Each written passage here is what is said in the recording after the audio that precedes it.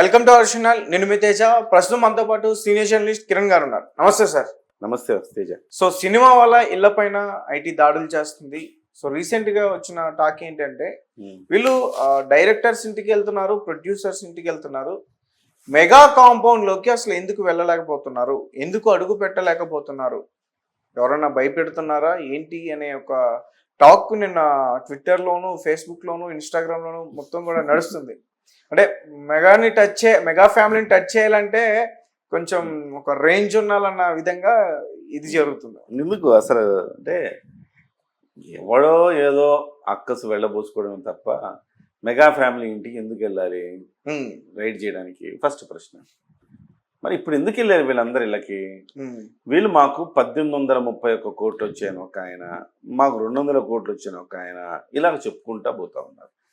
ఎవరు Sankranti block buster మాదే, ఇన్ని కలెక్షన్లు, ఇన్ని కోట్లు అని చెప్పుకుంటున్నారు కదా.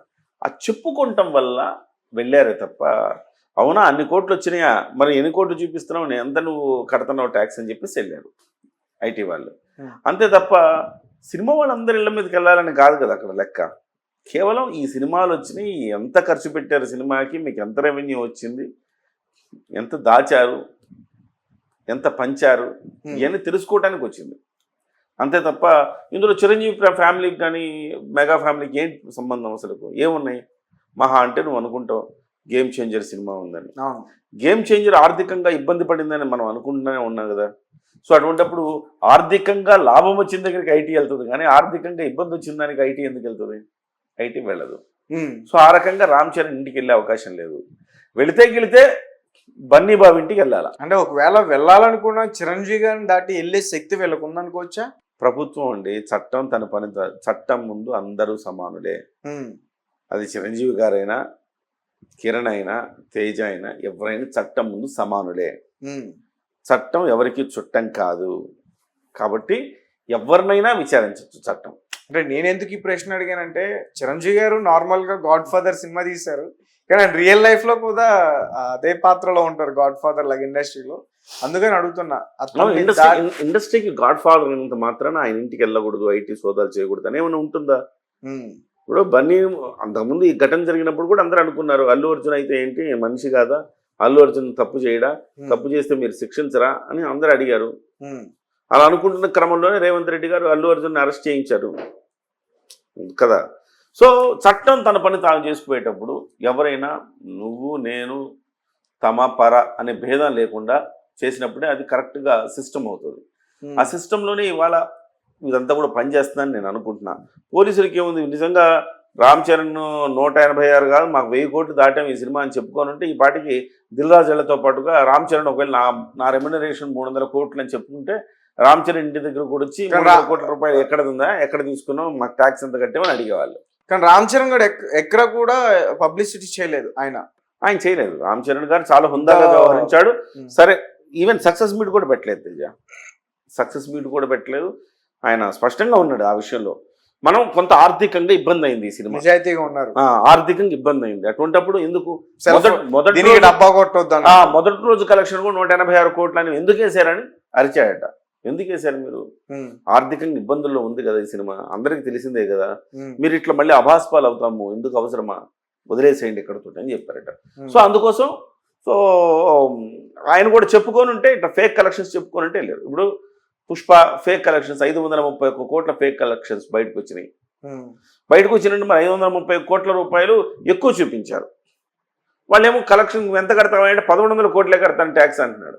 మీరు 530 కోట్లు మరి తేడా వచ్చింది కదా అంటే ఊరికి అట్లా చెప్పుకున్నాం సార్ బజ్ కోసం అని చెప్పారు.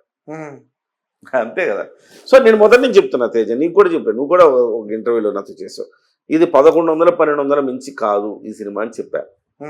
1300 తేలింది, ఇప్పుడు 1300 కోట్ల రూపాయలని తేలింది. ఇప్పుడు ఆల్రెడీ ఇప్పుడు 2300 కోట్లు దాటిందనే ఇది వచ్చింది కదా సార్. 2300 కోట్లు దాటితే సినిమా బృందమే అధికారికంగా దంగల్ని మించిపోయామని చెప్పి ప్రకటన వేసుకునేది. కేవలం కొంతమంది అత్యుత్సాహంతో చేస్తున్న పనే తప్ప అంతకు మించి ఏం లేదని మనం చెప్పుకోవచ్చు. సో మొత్తానికి మీరు ఏం చెప్తారంటే పుష్ప వల్లే ఈ ఐటీ దాడులు చేశారా? అంతేగా, స్వయంకృత అపరాధం. పుష్పలో రౌండప్ చేయాలా, రికార్డులు కొట్టాలా? ఇది వాళ్ళ ఎజెండా. ఇప్పుడు రౌండప్ చేసుకున్నారు, 300 కోట్లను కొట్టారు. రౌండప్ చేశారు, ప్రీ రిలీజ్ బిజినెస్ అత్యధికం అని చెప్పారు. రౌండప్ చేశారు, పుష్ప 2ని 2000 కోట్ల వరకు తీసుకుపోతున్నారు. అంతకుముందు రౌండప్ చేశాడు, జాతీయ అవార్డు కొట్టాడు. ఈ రౌండప్ చేసి కొట్టడమే వాళ్ళ ఐటీ రౌండప్ చేయాల్సి వచ్చింది. కానీ ఎక్కడ కూడా అల్లు అర్జున్ గారి ఇంటికి వెళ్తున్నట్టు కానీ ఇట్లా వెళ్తారు.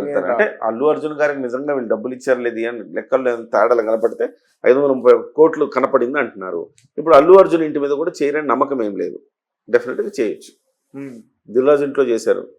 అల్లు అర్జున్ కూడా దీంట్లో కొంత పెట్టుబడి పెట్టాడని చెప్పుకుంటున్నారు. కాబట్టి అల్లు అర్జున్ ఇంటికి కూడా వెళ్ళటం అనేది ఖాయమని మనం ఈ రోజు రేపు 2-3 రోజుల గ్యాప్లో అల్లు అర్జున్ ఇంటికి కూడా వెళ్తారు.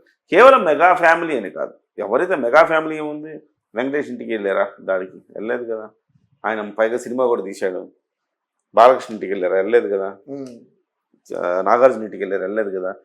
సార్ అంటే ఇక్కడ ఒకవేళ అల్లు అర్జున్ గారికి ఇంటికి వెళ్తే, ఒకవేళ పుష్ప ఆయన హీరో కాబట్టి, మరి గేమ్ చేంజర్ లో రామ్ చరణ్ గారు కూడా హీరో, దిల్ రాజు ఇంటికి వెళ్ళారు, ఇటు సుకుమార్ ఇంటికి. నేను అదే అంటున్నా, కలెక్షన్స్ రామ్ చరణ్ ఎక్కడ నాకు 300 కోట్ల పారు చేసుకొని చెప్పలేదు కదా. ఈ సినిమా 2000 కోట్లు చేస్తుంది అల్లు అర్జున్ చెప్పుకున్నాడా? అల్లు అర్జున్ చెప్పాడు. అల్లు అర్జున్ వార్త అంటే అల్లు అర్జున్ నేరుగా చెప్పకపోయినా పిఆర్ టీం వదులుతుంది కదా. 300 కోట్ల రూపాయలు పొందిన ఏకైక తెలుగు హీరో. ఒక్క సినిమాకి 300 కోట్ల రూపాయలు రెమ్యునరేషన్ అంటే మామూలు విషయం. 300 కోట్లు ఇచ్చారు రెమ్యునరేషన్ చెప్పింది. అత్యధిక రెమ్యునరేషన్ ఇచ్చిన హీరోగా వాళ్ళే ఫోర్బ్స్లో ఇచ్చుకున్నారు కదా. సో ఆ రకంగా నువ్వైనా నీకు రెడ్ టీవీ నీకు 5 లక్షలు ఇస్తుందంటే అత్యధికంగా శాలరీ ఇస్తుందని నువ్వైనా రికార్డు పెట్టచ్చు. అంతేగా. ఓకే, నాకు రికార్డు స్థాయిలో శాలరీ వస్తుంది, యూట్యూబ్లో ఎవరికి లేదు, 5 లక్షలు నాకే వస్తుందని పెట్టచ్చు. అట్లా వీళ్ళు కూడా 300 కోట్లు అనేది ఒక ఫేక్ కలెక్షన్ సృష్టించుకున్నారు. 300 కోట్ల రూపాయల రెమ్యునరేషన్ అనేది ఒకటి, 1830 కోట్ల కలెక్షన్ అనేది ఒకటి. ఈ రెండు ఫేక్ క్రియేట్ చేశారు. ఫేక్ క్రియేట్ చేశారు కాబట్టి వాళ్ళకి వెళ్ళారు. అంతే తప్ప మెగా ఫ్యామిలీ కూడా ఇలా చేస్తుంటే, మెగా ఫ్యామిలీ ఇంటి కూడా అతీతం కాదు, ఎవరు అతీతం కాదు, ఎవరి చోటకైనా వెళ్తారు. అది అంటే మెగా ఫ్యామిలీ ఇంటికి వెళ్తారు కానీ చిరంజీవి గారిని దాటి వెళ్ళగలరా? చిరంజీవి గారిని ఇదే సార్ నేను అడిగే ప్రశ్న ఏంటంటే, చిరంజీవి గారిని దాటి వెళ్ళగలరా? న్యాయాన్ని గౌరవించే ఫ్యామిలీ అయింది చిరంజీవి గారిని. స్వయాన చిరంజీవి గారు కూడా అట్లే ఉంటారు, చట్ట ప్రకారమే వ్యవహరిస్తారు, అట్లే నడుచుకుంటారు. అటువంటిప్పుడు ఆయన ఆహ్వానించడం ఏముంది, ఆయన ఇంటికి వెళ్ళడం ఆయన ఆహ్వానిస్తారు, రండి చూసుకోండి అంతా అని చెప్తారు. అస్సలు వచ్చే ఇబ్బంది అయితే ఆ ధైర్యం లేదేమో నాకు అనిపిస్తుంది. నువ్వు చూసేవేంటి ఆ ధైర్యం లేదని? ఏమో సార్, అంటే మరి నిన్న కూడా నేను చాలా కామెంట్స్ చూసాను, చదివాను, మెగాని టచ్ చేయలేరు అన్నట్టుగా వచ్చాయి మొత్తం కూడా. మెగా కారణం ఏముంది అంటారా నేను? అక్కడ కారణమే లేదు కదా. ఇప్పుడు చిరంజీవి గారు రేపు పొద్దున చిరంజీవి గారి సినిమా రేపు పొద్దున 500 కోట్లు వసూలు చేసిందంటే ఆ రోజు వెళ్తారు కదా. ఆ రోజు కూడా నువ్వు చిరంజీవి గారి సినిమా కూడా వచ్చి ఇప్పుడు ఆ సినిమా 500 కోట్లు 1000 కోట్లు చేసిన ఆ సినిమా అంటే అప్పుడు నిర్మాతలు ఇవాళ అల్లు అర్జున్ ఇంటికి కూడా వెళ్ళలేదు. ఇంకా ఆయన నిర్మాత కాదు, దర్శకుడు.